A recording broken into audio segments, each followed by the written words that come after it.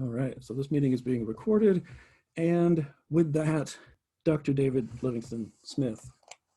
Oh, thank you so much, Derek, and thank you, Kirsten. Kirsten, I think when I met you for the first time a few moments ago, I think I actually called you Edith by mistake. And the reason for that was I was thinking about an article I had recently read about the German psychoanalyst Edith Jacobson, or Edith Jacobson, who defied the Gestapo in refusing to reveal information about one of her patients. So it's a good mistake. I mean, I associated you with one of my heroes in the history of psychoanalysis and defiance against fascism. I want to thank the philosophy department and the program in Judaic studies. This is a wonderful initiative.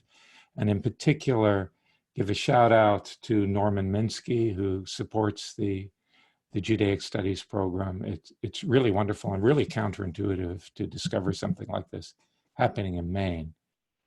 Judaic studies, you know, is more than learning about Jews and Jewish history. There's a saying that Jews are like everyone else, except more so. And we can learn a great deal from Judaic studies about many, many aspects of human existence. And this is sort of what I'm going to broach today. But in case you have any doubts, here are my bona fides. I am Jewish, in fact, despite my Christian missionary name, David Livingstone Smith.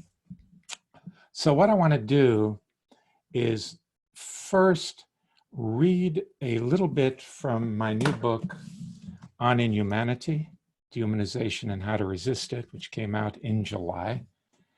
And then I want to show you a few slides which pertain to the history of what I'm going to be talking about. And then finally, I will get into a little bit about how I explain, how I understand this phenomenon of dehumanization. So because this is under the aegis of the Judaic Studies program, I've concentrated on the dehumanization of Jews. I've concentrated on what you might call anti-Semitism on steroids. But what I have to say is applicable across the board. That is, with certain cultural and historical variations, it's every bit as applicable to the dehumanization of African Americans here in the United States, to the dehumanization of Romani people in Eastern Europe, to the dehumanization of Rohingya in Myanmar, and many, many other examples. So let me start by reading, which is something I don't normally do.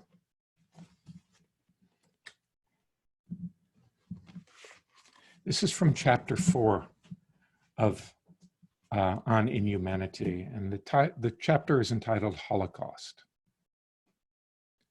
Rudolf Höss was the commandant of Auschwitz. He and his family lived in a lovely villa on the grounds of this sprawling factory of death.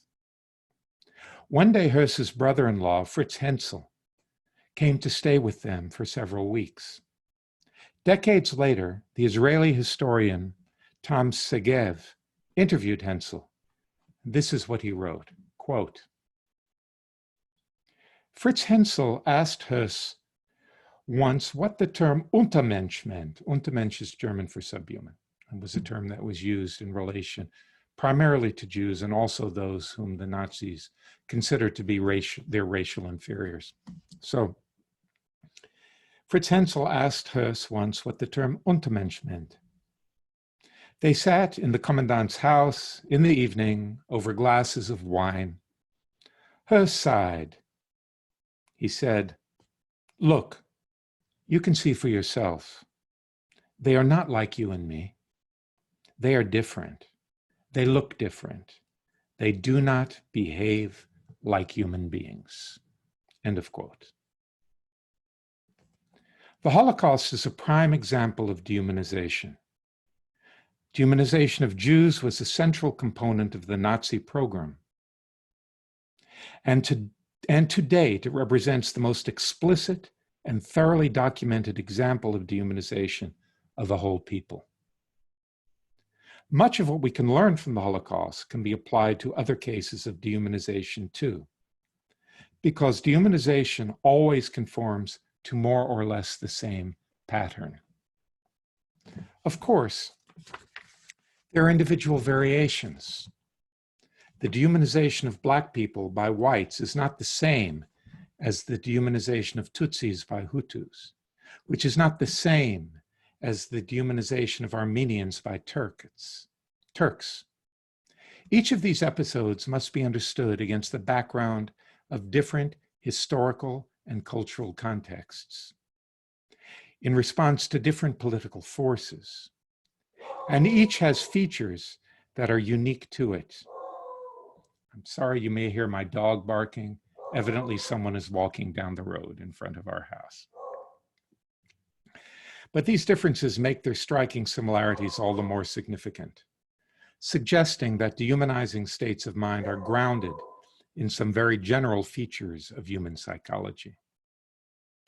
That's not to say that the dehumanizing impulse is innate, or that it was installed in our minds by evolution, or that these tendencies can never be overcome. But it is to say that we so easily slip into thinking of others as less than human in part because of how the human mind is configured. The racialization of Jews laid the foundation for their dehumanization. The Nazis, as well as many other Europeans, thought that Jews were a racial minority, something that many Americans do not understand. The 1935 Nuremberg Laws, which were passed to disenfranchise Jewish citizens of the German state, and which were inspired by the Jim Crow laws of the American South, were explicitly race laws. This was crucial because Hitler and his followers were obsessed with the role of race in human affairs. They interpreted human history as the struggle for dominance between races, and believed that the highest moral good was to subordinate one's narrow self-interest to the greater well-being of the race. The Nordic or Aryan race was seen as the highest form of life, while the Jewish race, a race of Untermenschen or subhumans, was its implacable enemy. Looking closely at Nazi propaganda dispels, all right, no, I need to read the preceding paragraph. There is a lesson to be taken from this. Dehumanization is enmeshed with beliefs about race. Groups of people who have been dehumanized are almost always first treated as racially alien. This might seem strange, given my definition of dehumanization.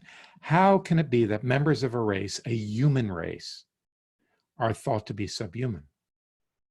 Isn't this a blatant contradiction? Looking closely at Nazi propaganda dispels the appearance of contradiction. In 1942, the SS published a booklet entitled The Subhuman, which was all about Jews as less than human creatures. One of its main points was that although Jews look human, they aren't really human. As the text puts it, quote, although it has features similar to the human, the subhuman is lower on the spiritual and psychological scale than any animal. Not all of those who appear human are in fact so. Woe to him who forgets this. And this is something we'll be returning to. These sentences convey the idea that there's a difference between what Jews appear to be and what they really are. Although Jews look human, they're really only ostensibly human. They consist of a subhuman core that's concealed beneath a veneer of humanness. Jews and other dehumanized groups were not imagined as a human race of subhumans, but rather as a race of subhumans disguised as a human race. Imagine a world where there are non-human creatures that are disguised as humans. This would be strange and disturbing. And it would be even stranger and more disturbing if you believe that these pseudo-humans were malevolent entities bent on destroying true humans and everything that they've achieved. But that's exactly what committed Nazis believed about Jews, as is very clear from another passage from the Subhuman. And I'll quote that passage, and then I'll stop reading from this. Quote, this is from the 1942 pamphlet, which was translated, I believe, into 10 European languages. It was very widely circulated. Quote, the subhuman hates all that is created by man. This subhuman has always hated man and always secretly sought to bring about his downfall. The subhuman thrives in chaos and darkness. He is frightened by the light. These subhuman creatures dwell in the cesspools and swamps, preferring hell on earth to the light of the sun. The subhuman hordes would stop at nothing in their bid to overthrow the world of light and knowledge, to bring an apocalypse to all human progress and achievement. Their only goal is to make a desert wasteland of any nation or race that shines with creativity, goodness, and beauty. So that's pretty scary. I want you to imagine for a moment that you believed that, as many did. Because, of course, the people in positions of what we philosophers would call epistemic authority, the people who are supposed to know, would have told us this. The admired statesmen and politicians, the scientists, and the philosophers, because it's not widely put about, but Hitler actually did enlist the aid of people in the humanities to promote this racist agenda, this dehumanizing agenda. Well, you would be living in a terrifying world. This is like a horror movie, these subhumans that dwell in swamps and want to destroy everything. It's like a zombie apocalypse or something like that. And what I want to do is to explain, in my view, what this stuff is all about, how this works, because on the face of it, it's very strange, isn't it? And you might think, oh, these people, they must have been crazy. But they weren't crazy. They were normal human beings like you and me. You know, the psychiatrist who assessed the members of the senior Nazis brought to trial in Nuremberg characterized them as follows. They were like typical members of a PTA meeting. So thinking of them as crazy or monsters or deranged isn't right. And as I'll argue, it's actually really destructive because it keeps us from getting a hold of these processes represented in that text that I read.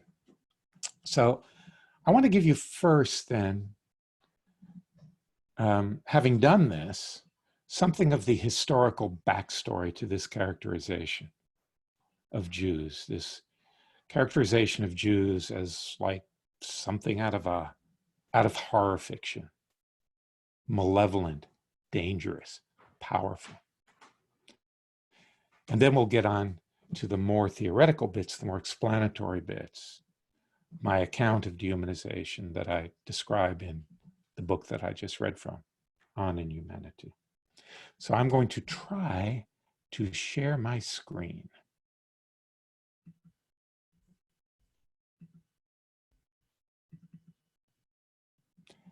Does that work? Do you see a scary looking Jew? Okay. What you see on the first slide is a movie poster. It's a Dutch version of a German film. In the Dutch says De Eeuwige Jood, and that translates to, well, the same as the German title, which is The Eternal Jew. This was a film that was a very notorious propaganda film that was, it was directed by Fritz Hippler, an important German director, under the supervision of Joseph Goebbels, the German propaganda minister. And you see right there the demonic Jew, right? That could well be an advertisement for a horror movie. So let's go through the slides here. And I want to start with the ancient world. This is a medieval representation of a Gentile and a Jew. They look kind of different, don't they? The Gentile it's pretty good looking, nice, friendly looking, and the Jew is obviously demonic. This vision of the Jew took a while to get traction. So historically, look, if we look at the history, 4th century Christianity becomes the official religion of the Roman Empire. And Christians are kind of in a bind with respect to how they're going to regard Jews. On the one hand, Jews are not Christians, so perhaps they should be treated like pagans. And that basically was persecution of a very serious sort. But Jews were also obviously bound up with Christianity. And so the most influential voice here was Augustine, Saint Augustine to Roman Catholics, who argued that Jews should be able to exist and to practice their way of life and their religion in a condition of oppression. Not because he was particularly sympathetic with Jews, but because he thought this would be good propaganda to pagans. So Jews were kind of like a living fossil of the old dispensation, the dispensation of the Old Testament that was fulfilled and replaced by Christianity. That was very important because it kept Jews relatively safe for centuries. You know, there were the occasional slaughters and so on, but relatively safe. But this changes in the 12th century, and it gets worse in the next few centuries. In the 12th centuries, we have the first ritual sacrifice charge, William of Norwich. So the ritual sacrifice charge, which persists to this day, as I'll discuss in a little while, was the claim that Jews kidnapped Christian children and ritually sacrificed them. They murdered them, often involving crucifixion. So this was obviously, you know, a kind of a new edition or a representation of the murder of Christ, which was blamed on Jews. And it later evolved into a cannibalistic charge. That was the charge that Jews not only murdered Christian children, but first drained them of their blood and mixed that blood with the matzah meal for the annual Passover feast, which, if you know anything about Judaism, is quite bizarre because Jews are very squeamish about blood. And that's what we see here. We see these Jews draining the blood out of this poor child. I imagine this might be Simon of Trent. It was a famous Italian case, but I'm not sure of the pedigree of this illustration. So sometimes it was the blood that was consumed. On some occasions, it was the actual flesh that Jews were supposed to have consumed. This is a representation of a Jew as a manticore, maybe 13th century. So manticore was a mythical beast with a tail like a scorpion, a body like a lion, and several rows of teeth. We know this is a representation of a Jew because of the hat. It's called the Phrygian hat. It was a medieval marker of Jews. The manticore was supposed to, well, it says it up there, quote from a medieval text, "It hankers after human flesh most ravenously." Right, so this is the cannibalistic dimension So that we have the vampiristic form of cannibalism, the consumption of blood attributed to Jews, and here the consumption of flesh. That's frightening, right? And cannibalism is, if we look at the history of dehumanization, and by dehumanization, what I mean conceiving of others as subhuman creatures, cannibalism is a very common trope there. It's a common way of insisting that some racialized group of people are actually subhuman monsters. So 1215 was an important year in this process. 1215, we had the Fourth Lateran Council of the Roman Catholic Church. And, you know, in Europe, Roman Catholicism was the only game in town before the Reformation, I'm sorry.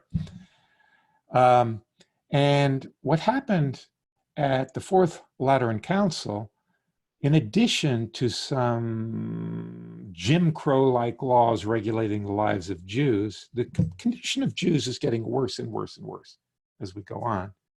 It was decided that the communion wafer and the Eucharistic wine were literally the body and blood of Christ, not metaphorically, literally. So that little wafer contained in every crumb the entire body of Christ. And that chalice contained in every drop the entire blood of Christ. Now, what that meant was that it became part of official church doctrine that communion was an act of cannibalism. And of course, there were all kinds of steps then to keep the wine and wafers really, really safe, because they're literally the body and blood of Christ. You know, they were locked up and guarded and so on. And at this point, Jews began to be accused of torturing and abusing and degrading the host. This is a medieval illustration, probably from the 13th century, of two Jews torturing the host. And you see one is stabbing it and it bleeds, right? So to the medieval mind, this is a representation of a man stabbing Jesus, stabbing Christ, because that wafer is literally the body of Christ. And this really proliferated. There were lots and lots of accusations of this, and people were arrested, they were put on trial, there were pogroms, slaughters, based on this bizarre idea. So fast forward to the 20th century, or rather the late 19th century. Let me try and get this so I can read it, because part of my text is obscured here. How do I do that? I do it this way. Okay. This is from a book by Norman Cohen, who is a scholar of the charge that there's an international Jewish conspiracy controlling the world, a charge which in Europe actually began in the 12th century, the late 12th century, at the time of the First Crusade, and gained momentum in the centuries afterwards. Cohen says, the Jewish world conspiracy was seen as the product of an ineradicable destructiveness, a will to evil that was believed to be inborn in every Jew. A particular breed of subhuman beings, dark, earthbound, was working conspiratorially to destroy those sons of light, the Aryan or German race. So this notion of the international Jewish conspiracy, like I said, it had been going since the late 12th century, but it got a real boost in 1903 with the publication of a text called The Protocols of the Elders of Zion. It was a Russian publication, which purported to be the minutes of a meeting of senior Jews discussing their plans to control the entire world. It was very popular. It is still circulated. particularly in the Muslim world. And just a little bit of tidbit, Henry Ford, who was a very committed anti-Semite, back in the day, if you bought a Ford car, you got a copy free, right? It was a bonus. You could read about all the evil Jews in the world. This brings us really to the 20th century. So this text that Cohen is summing up there was a favorite of the Nazis. They really pushed it. And I'm going to go now to 1922. 1922, there was a very important film, a masterpiece of cinematic history called Nosferatu. It had a really glitzy premiere in the Berlin Zoo, in the marble hall of the Berlin Zoo, with a lavish costume party. And it was a vampire movie, loosely based on Bram Stoker's Dracula. And it was not an anti-Semitic film. That's very important. And it's a terrifying film, silent film. But some of the imagery from Nosferatu quickly became incorporated into Nazi propaganda, because we already have this established idea of the Jewish vampire, right? So Nosferatu fed into this conception of the Jew. One source says that Julius Streicher was present at the premiere of the film and was obsessed by it and returned again and again. Now, Julius Streicher was a really nasty piece of work. He was the editor of Der Stürmer, which was Nazi gutter press. I mean, it was so bad that even Hitler thought it stank. And it was a vehicle for the worst anti-Semitic propaganda that you find in that regime. So Streicher may well have been inspired by Nosferatu. This is Der Stürmer. So you can see on the left, the Jew is a vampire. This was absolutely typical. And on the right, we see two grotesque-looking Jews gathering the blood of Aryan children in a sort of a plate. That illustration was from a 1934 special issue of Der Stürmer, which was devoted to Jewish human sacrifice and vampirism. So that idea had never gone away. I mean, from the late 19th century through the early 20th century, there were lots of charges of this, particularly in Eastern Europe, some in Central Europe, some of which actually went to court.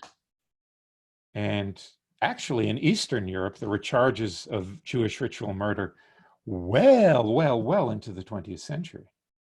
I mean, like really, really recently. And there was one case in the United States.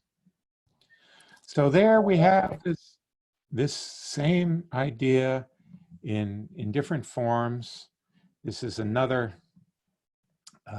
illustration from Der Stürmer. You see the Jewish vampire there. This really looks like it's inspired by Nosferatu. And the quotation at the bottom is from Joseph Goebbels, the propaganda minister. Look, there is the world's enemy, the destroyer of civilizations, the parasite among the people, the sons of chaos, the incarnation of evil, the ferment of decomposition, the demon who brings about the degeneration of mankind. A lot of the verbal propaganda, both in Hitler's Mein Kampf and in other texts, drew on this image of vampirism. Now, just as my second to last slide, this is slightly an aside, but it's a very interesting aside. These are two stills from the 1941 film The Wolfman, a famous horror film.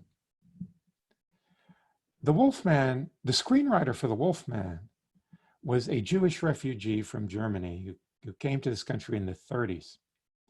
And what he put into the screenplay of this film was drawn from his experiences as a Jew who had been dehumanized in Germany.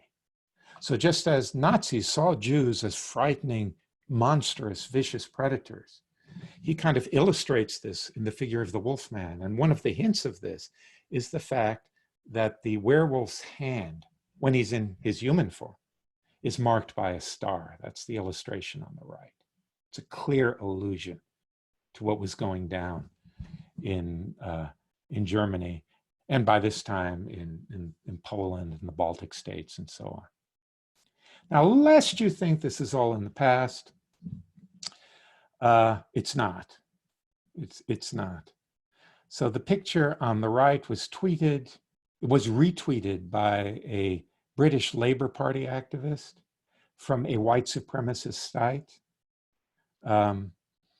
and accompanied by the text, "Blood-sucking alien parasites killing America." Well, that speaks for itself, doesn't it? And by the way, people who don't study these things often do not realize that the white supremacist groups, like the people who were recently caught attempting to kidnap or planning to kidnap the governor of Michigan, think of Jews as enemy number one. Enemy number one, because they think that Jews are behind movements like Black Lives Matter and the relaxing of immigration restrictions and so on. So Jews, and this is like 800-year-old image, are the brains behind the operation of all the things that these people object to. And on the right, we have this man holding up the big letter Q. That stands for the latest conspiracy theory, QAnon, which is taking root now in Germany. It's an American movement, but it's taking root in Europe and in Germany, where it's become connected to far-right anti-Semitic groups, neo-Nazi groups. The QAnon thesis is that there are a bunch of people, celebrities, billionaires, and Democratic politicians who are Satan-worshiping pedophiles, who kidnap children, rape them, torture them, and drink their blood as an elixir to preserve their lives. And any day now, Donald Trump will expose them, send them to Guantanamo Bay, where he will personally execute Hillary Clinton, who is a satanic pedophile. So my last quote here is from a German, I can't get it up high enough. Let's see. Bear with me.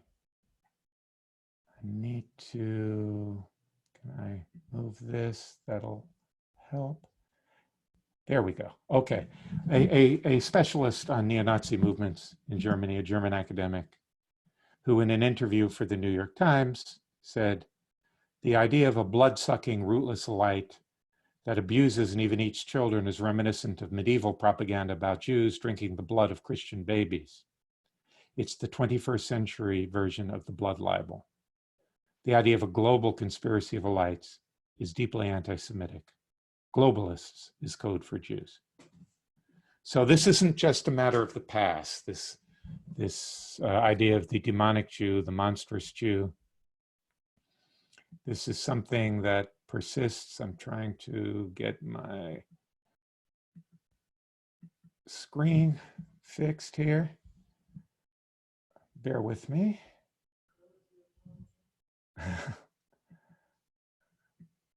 Trying to. Were you done with that? Or I'm only seeing a little. Oh, there we go. Okay. Okay, great. So, what's going on here? How is it possible to think of other human beings as monsters, as demons, as blood-sucking vampires? It's a real puzzle, and it's something that's preoccupied me for the last 15 years. As Derek said, my first book on this topic was in 2011, Less Than Human. My second book on this topic came out this year, a few months ago. And I've been working very hard to understand this. because I think it's something we need to take very, very seriously. So I'm not going to get too much into the weeds here theoretically. I mean, you can read the book and learn all about the details. What I want to say is there's an immediate puzzle. So let's suppose, and with this audience, this is a bit of a stretch, that you're a bunch of committed Nazis. You are SS officers, you've drunk the Kool-Aid, you believe the whole spiel. And you look at me, and you know that I'm a Jew. You couldn't tell by my appearance, but I have the yellow star affix, and that's important too. I mean, it wasn't something outward that allowed Nazis to identify Jews as Jews. It was something that was supposed to be inside of them, deep down. And that's why they needed a badge. Let me read one paragraph from the book that describes the paradox, the problem, the puzzle. A Nazi SS officer gazes at a Jewish man being herded towards the gas chamber. What does he see? He sees what looks like a human being, a being with 2 legs, 2 arms, and hands equipped with opposable thumbs. He sees a being that wears clothes and speaks German, a being with hopes, aspirations, secrets, memories, and fears, a being that is terrified of his impending fate. In short, he sees a being who is very much like himself, his friends, and members of his family. And yet, the SS officer does not see the Jewish man as a human being. He sees him as a human-looking subhuman, a sort of a counterfeit human being. How does that happen?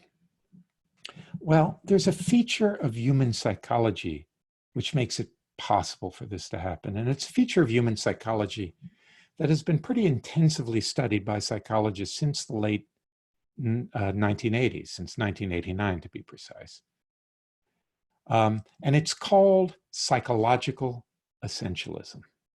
Now, what that means is that we human beings have a tendency to think of the world of living things, as divided up in 2 kinds of things, like biological species and like races.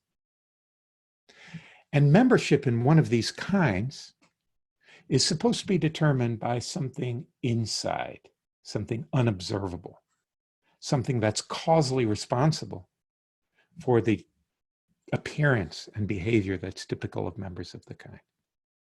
So my dog, who was barking earlier, looked at through the lens of psychological essentialism, what makes her a dog is not how she looks. The way she looks is a symptom of something deeper, which the psychologists call the essence.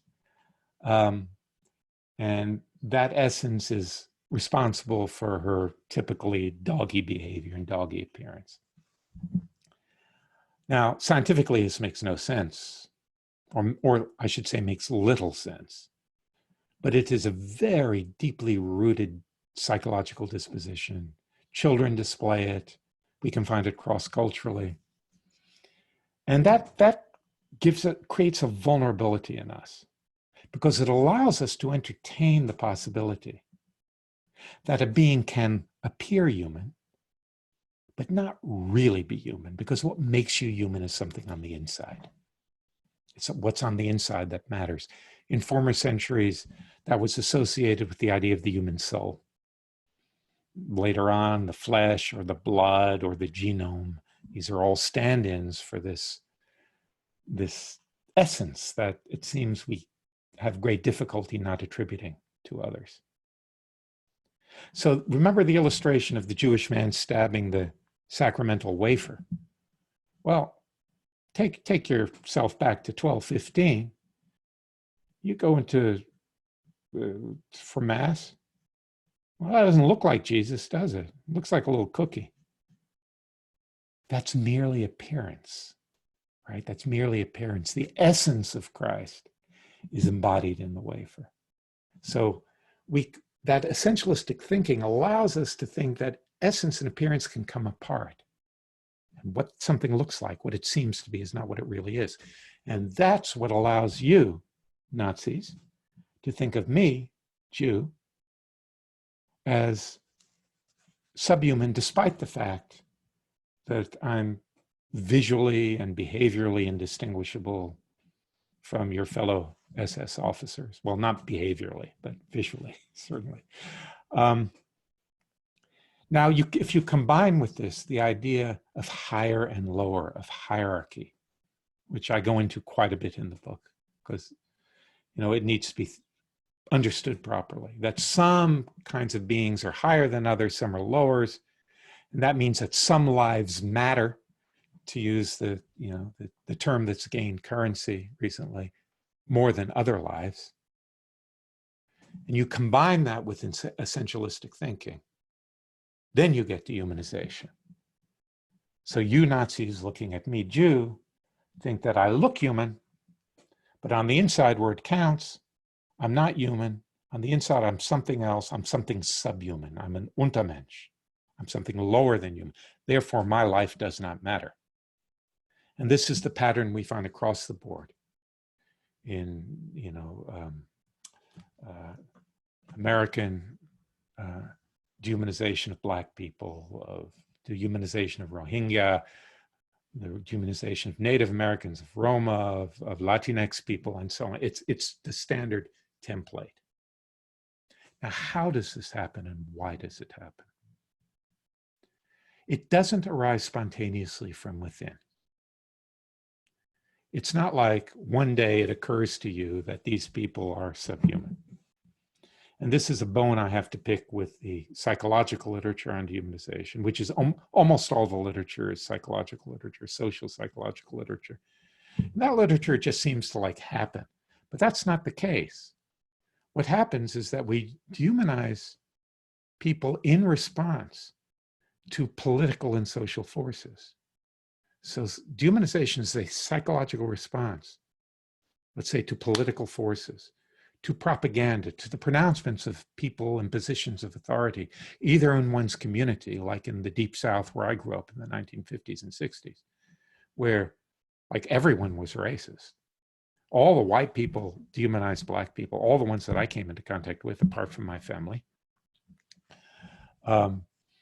Or from propaganda, skillful politicians or religious leaders or celebrities or talk show hosts that know how to play on our fears and who can convince us that despite what our eyes tell us, these others, these racialized others, are not merely our inferiors, but they're dangerous, demonic, monstrous beings, and it is our moral obligation to contain them, to incarcerate them, to exterminate them. This is very, very important. None of these people set out to do evil. They all think they're saving the world. And you and I and everyone you know are vulnerable to this kind of compelling propaganda. People like to think, well, if I lived in Germany in 1938, I wouldn't have joined the Nazi Party. Yeah, right. I mean, I would have been disqualified as a Mischling, a mixed race person. But, if you were fortunate enough not to have Jewish ancestors in the previous 2 generations, then you might well have joined the party and made Germany great again. Okay, I'll finish here. And I'm happy to take questions. There's a lot more I could have said, but there's no point in inundating you with stuff which, if you're sufficiently interested, you can pursue, or you can contact me. I'm happy to receive emails from y'all.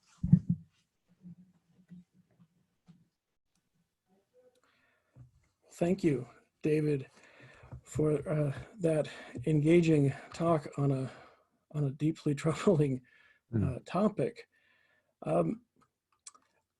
I wonder, you spoke a bit at the end, and there's been some question about this in the chat as well, about the kind of continuities that we can see with the QAnon phenomenon and this this long medieval, if not earlier, line of anti-Semitic dehumanization.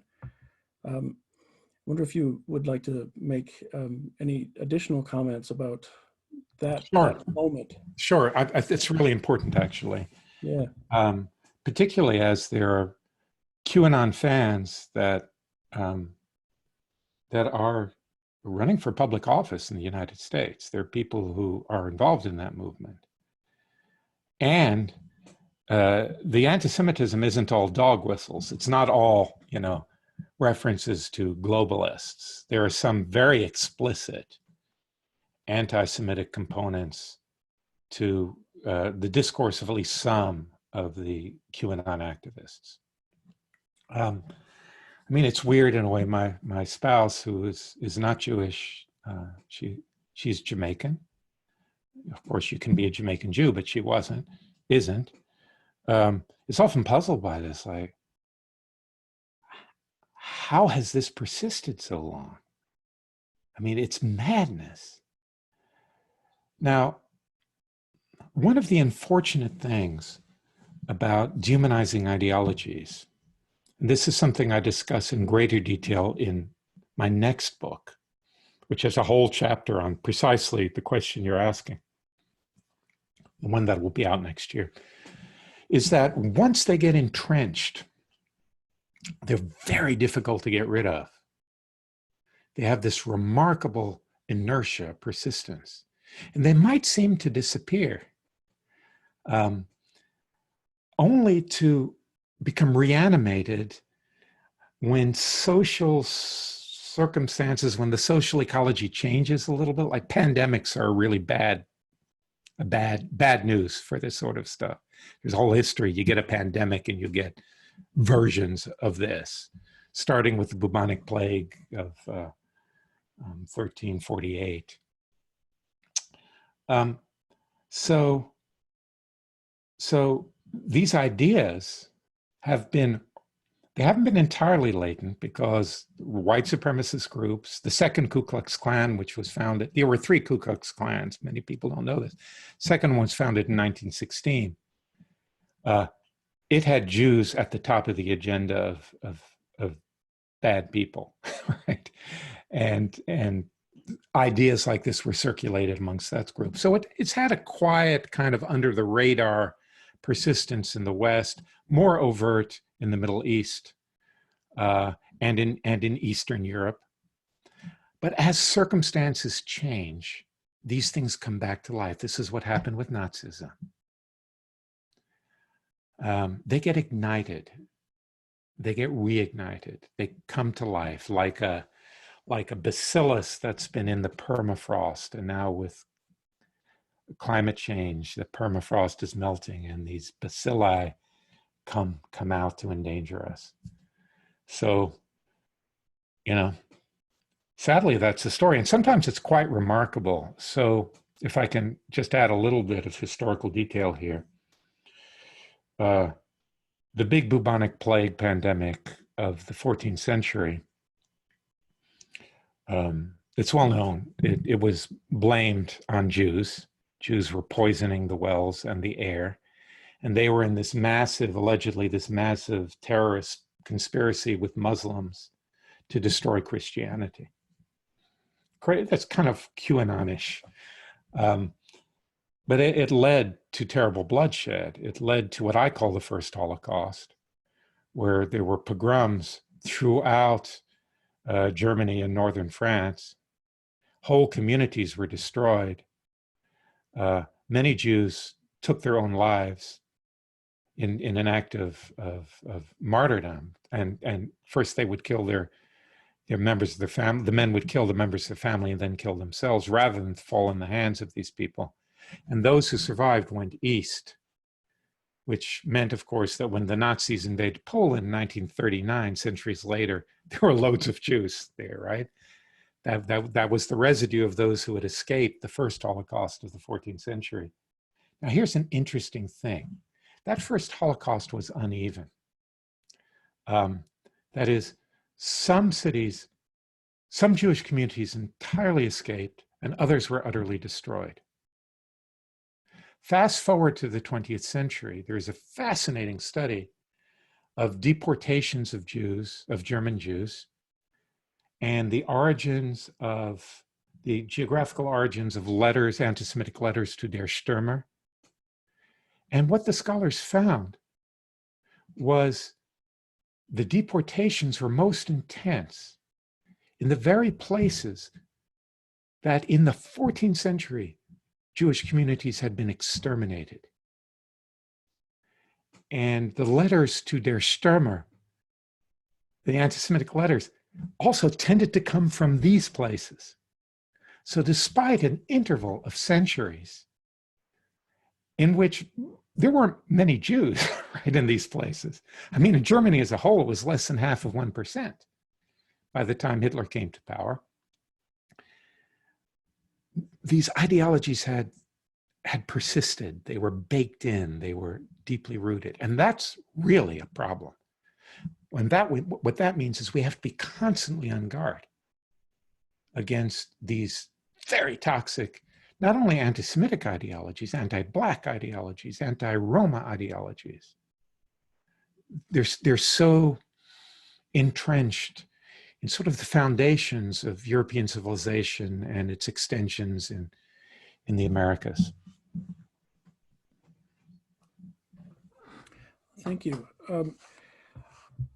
There's another question here that maybe builds on where you just left off, and that's how do you relate your general interpretation of this kind of essentialization and dehumanization with specific contexts of language acquisition, class exploitation, and racial and gendered oppression?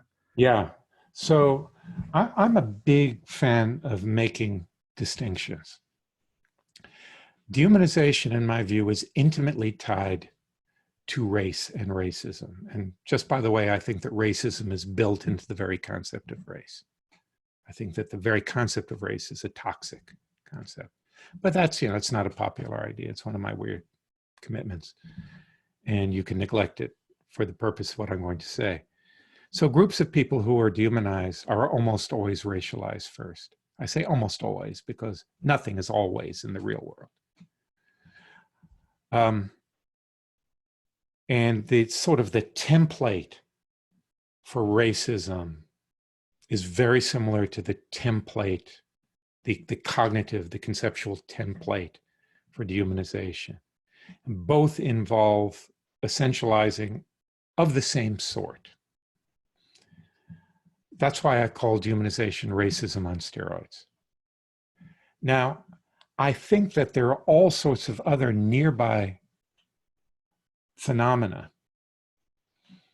misogyny, ableism, homophobia, and so on, which are just as toxic, but they work differently. So there's a chapter in my book towards the end in which I talk about dehumanization and its neighbors. So for instance, I argue, not at great length in this book, because this book is really meant for a very general audience. It's got plenty of scholarly content, but this stuff is like too important for 12 people to read, which is the usual fate of philosophical texts. I argue that women as women are not dehumanized. So sexism and misogyny, which can be every bit as deadly, is not dehumanization. The reason for that is part of the logic of dehumanization is that dehumanization is transmitted by descent. But everyone has a mother, right? So that would imply that that everyone is subhuman, but that's not how the dehumanization, the logic of dehumanization works. It might work this way, and here's be an interesting test of my thesis. In cultures like ancient Greek culture, where women were not thought to play any essential role in reproduction. So Aristotle thought, right? The mother is just the container. So I would predict, this is a risky prediction, but I'm going to say hi to Popper here, risky prediction that we would find women as women, women qua women, dehumanized in ancient Greek culture.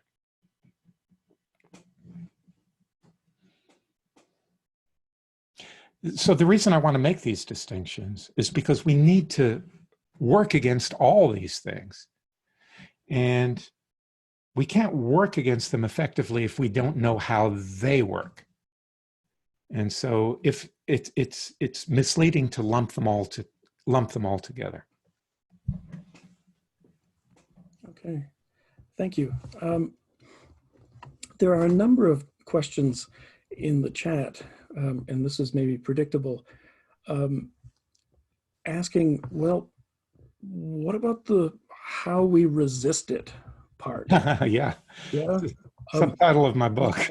Essentially, there are folks crying out in the chat, and Yeah. rightly so, I think, right? Like, what do we do? Great. And I'm so happy people are crying out because, look, that's what this is all about. I'm not, as interesting as this is to me, theoretically speaking, I'm not writing books and spending 15 years studying this just out of some intellectual preoccupation. We need to combat this stuff. It's associated with the worst things that people do to one another. And I think we're really, really in a dangerous position right now of terrible dehumanization and terrible atrocity over the horizon. So in a way, I wrote this book, and I say as much in the introduction, to say, get ready, folks. We got to get ready to seriously combat this. So I think, generally speaking, there are two fronts on which dehumanization is effectively battled. And I should add that I'm not an optimist about the success of these efforts. Following Cornel West, I distinguish between optimism and hopefulness. I am hopeful, but I'm not optimistic. So one front is educational, the other is political. By educational, there are two aspects to this. One is education in human psychology itself. So, like with COVID, we don't have a vaccine for dehumanization. That means we need to be vigilant about our tendency to slip into this way of thinking. And like I said, it's very easy to do. How many of you have thought that Hitler was a monster? Comes very easily. But monsters aren't real. Monsters are fictional. Hitler holds up a mirror to us about what we're capable of. Right? So this way of thinking just comes so easily, particularly when we feel endangered, when we feel threatened, when we feel oppressed or deprived of resources, when skillful politicians get to work with their methods of propaganda, which is another topic I take up in the book, How Propaganda Works.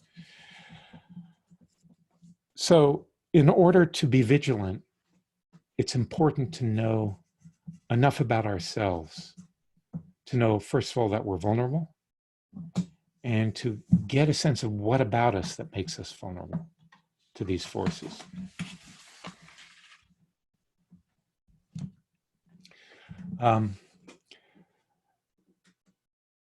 The other is historical education, and this is especially important in the United States. And the reason for that is Americans have never really had to come to grips with our national crimes. Now, we're not unique in having national crimes. Nations are typically born in violence and sustained in oppression. But we've been winners, right? We weren't brought to our knees like the Germans were, or the Cambodians were. So it hasn't been forced on us, and that's allowed us to sustain some illusions about ourselves, illusions of American exceptionalism. Now, the reason why that's a problem is because you see, if you really recognize what we, whoever the we is, have done, then you can entertain the thought that it's possible. That's proof that it's possible. It might be happening now, and it might be happening in the future. So this is a humbling, an appropriate humbling. And I can tell you, look, I teach at the University of New England. I teach undergraduate students who are getting an education that many people don't have. And those who stumble into my course on race and racism, believe me, they don't know anything about the gruesomeness of the history.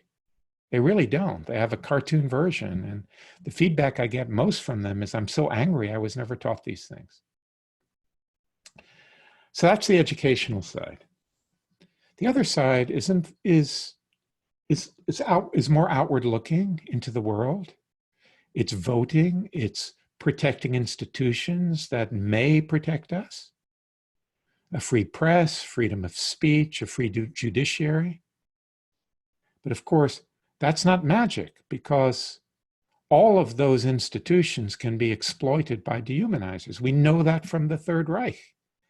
As Goebbels said, it's the greatest joke that democracy has given us the very tool for its destruction, which was freedom of speech. Nazis were always in the early days complaining about their free speech being restricted. So it's not magic by any means, but it's important. And it's important to have a press that can be vigilant in noticing when people are producing this toxic kind of rhetoric and calling them out. But that's all macroscopic, right? There's also more intimate things. It's the way we conduct ourselves in our families, with our children, in the workplace. It's not just in the voting booth, and it's not just making stump speeches if you're a politician. It's in our everyday life where we can engage with those who racialize and dehumanize others. And I very, very much believe, and this runs counter to what many of my peers seem to think, that we need to have conversations with these people. We don't want to banish them. They'll just go off and hang out together. And we don't want pretense either, just using the right words, the politically correct words. We need to have genuine conversations, because look, whatever someone believes, there's some reason why they believe it. Some people won't engage in conversation. And then what can you do? Maybe even with those people, when they go away, this happened to me so often on social media. I engage in conversation with people who have very different views than I do. Maybe I've just planted a little seed of doubt. Maybe they saw I'm not some evil, bad liberal trying to undermine the foundations of civilization, but someone who's sincerely interested in having a truthful discussion where I'm putting myself on the line too, right? Because if you're not putting yourself on the line, it's not a conversation.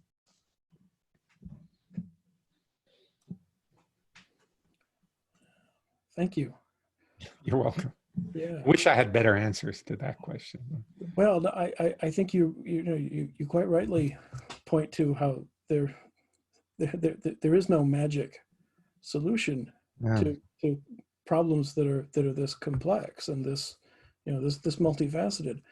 I wonder, and this is just occurring to me just now in response to what you've just said, the political wing of our how do we resist it. I wonder about grounds for hope there. Without showing my cards here too much, it occurs to me that my good faith willingness to enter into conversations, the kind of transformative conversations that you're calling for us to engage in, I think that's right on. And yet the folks most in need of having that dialogue seem completely unwilling to entertain the conversation. Yeah, well, many are, and many are, by the way, on whatever camp you're in, Yeah. are also, Yeah. right? Yeah. But Those, yeah. but some aren't, and that's the best we can do. You know, we can approach them as much as we can muster, compassionately and honestly, and maybe that will produce some change. Maybe it won't, because you know, one of the really awful things about this is that the dehumanizers have the best stories. The the people who produce dehumanizing propaganda, small scale or large scale, frighten us, frighten people. Even if what their pitch doesn't scare you, it scares people. Um, and fear is a very powerful force. So you come out with all this compassionate stuff, and it's often an unequal struggle, I'm afraid. But that's life. I mean, that's what we got. So we got to do the best we can. Yeah. There's one more question, and I think we probably have time really for just one last question at this point.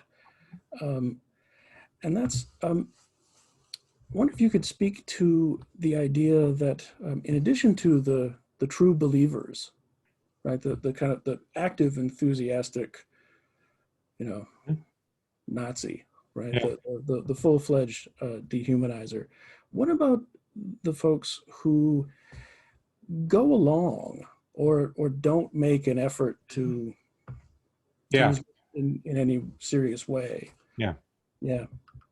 Well, you know, so there's a lot more to the story than I've been able to tell this evening. And social forces just play a very important role. You see, our beliefs are also bound up with our social relations, right? So you have to understand, to change your view may alienate you from your family, your friends, your networks, all those things that are dear to you. And depending upon how you change your view, may be devastating to you, to your whole conception of how the world is. But I guess I want to say, see, part of I didn't discuss at all the function of dehumanization this evening. In my view, the function of dehumanization is to override our inhibitions against harming others or being beneficiaries of harm done to others. So you don't have to get your hands dirty, right? You don't have to be the guys with the AR-15s. It's just if you see them as standing for something which promises to benefit you, maybe because you've been told a pack of lies, that you will find yourself readily going along with them. And find yourself is an important expression, because these things are rarely calculated. You just, you know, some things are easy to believe because they seem beneficial, right? And people just fall into it.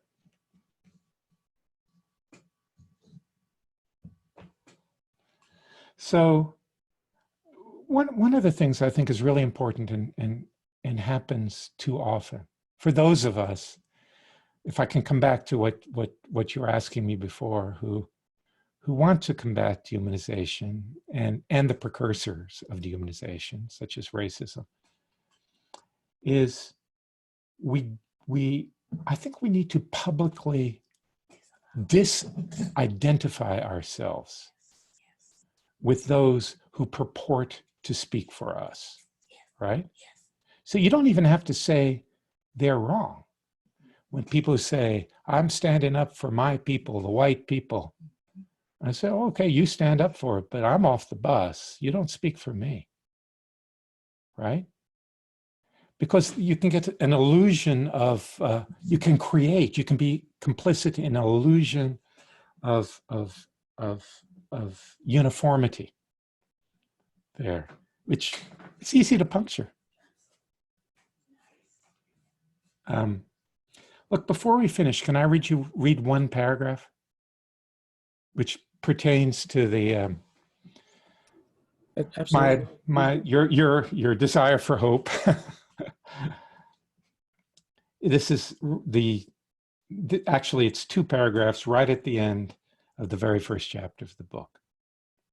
The very first chapter of the book talks about what the book is about, and also features of my autobiography, which led me to become interested in this and write on this topic. There's a brutally poignant Jewish joke, one that stabs you in the heart rather than makes you laugh, about Saul, the village idiot. Because of Saul's intellectual deficits, he's regarded as unemployable. But the village rabbi, undeterred, creates a job for him. Saul's job is to sit on a chair on the outskirts of the shtetl and wait for the Messiah to arrive. One day a traveler approaches, and seeing Saul sitting there all alone, staring intensely into the distance, the traveler asks him what he's doing. "It's my job," says Saul. "I'm waiting for the Messiah. The pay is bad and the hours are long, but it's steady work." Perhaps I'm like Saul, because despite my pessimism, I'm nonetheless hopeful that we may be able to see our way through to making a more humane world and fashion a future that is less hideous than the nightmare of our past.